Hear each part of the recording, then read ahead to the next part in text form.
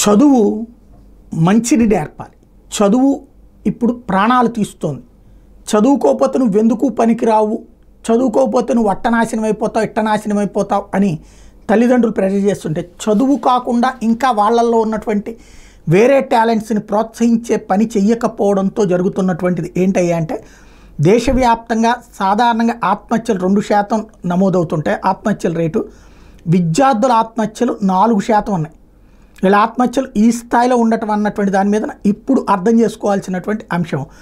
2022లో విద్యార్థుల మొత్తం ఆత్మహత్యల్లో బాలలు యువకులు 53%, 21-22లో వీళ్ళవి 6% తగ్గినాయి. విద్యార్థినుల ఆత్మహత్యలు 7% పెరిగినాయి. గత దశాబ్ద కాలంగా 24 ఏళ్ల లోపు వయసు ఉన్నటువంటి వాళ్ళు 58.2 కోట్ల మంది నుంచి 58.1 కోట్లకి జనాభా సంఖ్య తగ్గింది. ఇదే సమయంలో విద్యార్థుల ఆత్మహత్యలు 6,654 నుంచి 13,044కి పెరిగినాయి. ఈ ఆత్మహత్యల్లో అత్యధికంగా మహారాష్ట్ర, తమిళనాడు, మధ్యప్రదేశ్ రాష్ట్రాలు మొదటి 3 స్థానాల్లో ఉన్నాయి.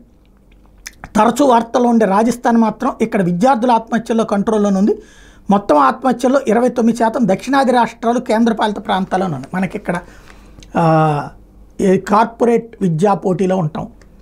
మన ఒకే 550 మార్కులు వచ్చినా సరే వేస్ట్ అని వ్యాఖ్యానించేటటువంటి తల్లిదండ్రులు, అదే సందర్భంలో చదువు ఇది కాకపోతే ఇంకెందుకు పనికిరావు అనేటటువంటి ఒక శాపనార్థాల ఇంపాక్ట్ అనుకుంటా ఆత్మహత్యలు అత్యధికంగా దక్షిణాది ఉండటం.